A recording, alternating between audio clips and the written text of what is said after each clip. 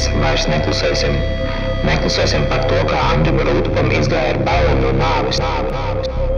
Diemžēl slavenais advokāts neko vairs nespēja iesākt ar 3 brūnajām ādas mapītēm, pilnām ar dokumentiem. Sākumā kristu viens, tad vēl daži, kas krītot paraut līdzi vēl neskaitāmus citus, un tad jau arī visa Latvijas Republika nespēja palikt tāda, kāda tā bija pašlaik. Nekad vairs. Taču tas nav lemts. Algotajam Slepkavam Ziemam ir dots skaidrs uzdevums, un tas tiek izpildīts. Jautāsiet, kam tas nebija izdevīgi? Tā nu gadījās, ka Aivars Embergs savā puzes īpašumā, ko mīļi pats dēvēja par mūžu, trīcēja un drebēja, baidoties no miroņiem.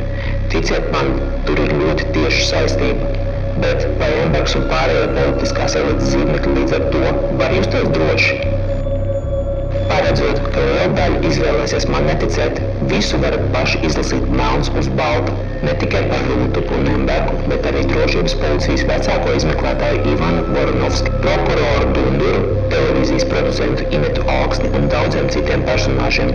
Viņus vieno bailes. Viss šis aprakstīts tāda paša nosaukuma grāmatā. Šī ir sava veida bumba ar laika tīkli un provokācija attiecībā uz sabiedrībā zināmiem un godātiem cilvēkiem, no kuriem ne visi bijuši valsts drošības komitejas aģenti un ziņotāji. Tā Indriķa latviešu jauno kriminālu romānu Bailes, kas nu pat nonākusi grāmatas veikalu plauktos, komentēs Atvēršanas aizsardzības biroja priekšnieks Jānis Raizītis. Tikpat sašuts par jauno grāmatu ir arī pazīstamais Ventspils domas deputāts Aivars Embergs.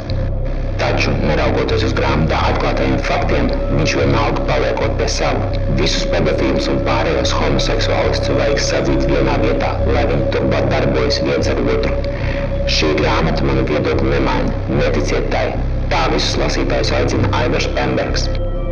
Ļoti iespējams, ka Embergs vienā no grāmatas varoņiem, bijušajā kompartijas sekretārā, Čekas Tukučā, Maskavas kūrorta marionetē Aivarā Embergā saskata pats sevi un savas biogrāfijas līdz šim slēptākās lapuses. Viņam ir pamats uztraukties. Vai tumšie noslēpumi nenāks dienas gaismā? Vai pie bijušā komunista, tagadējā neatkarīgās Latvijas politiķa Emberga viņa miroņi turpinās nākt tikai nakts mūļos? Un vai oficiālās apsūdzības izrādīsies tikai mazākā no viņa problēmām?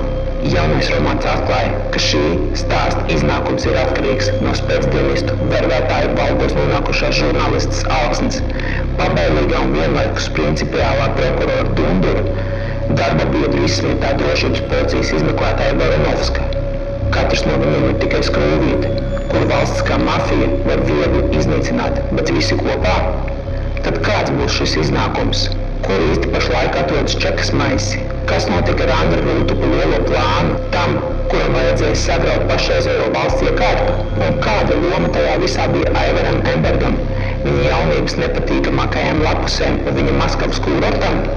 To visu atklās Indriķa latviešu pirmais romāns Bailes, kas jau nopērkams visās labākajās Latvijas grāmatnīcās.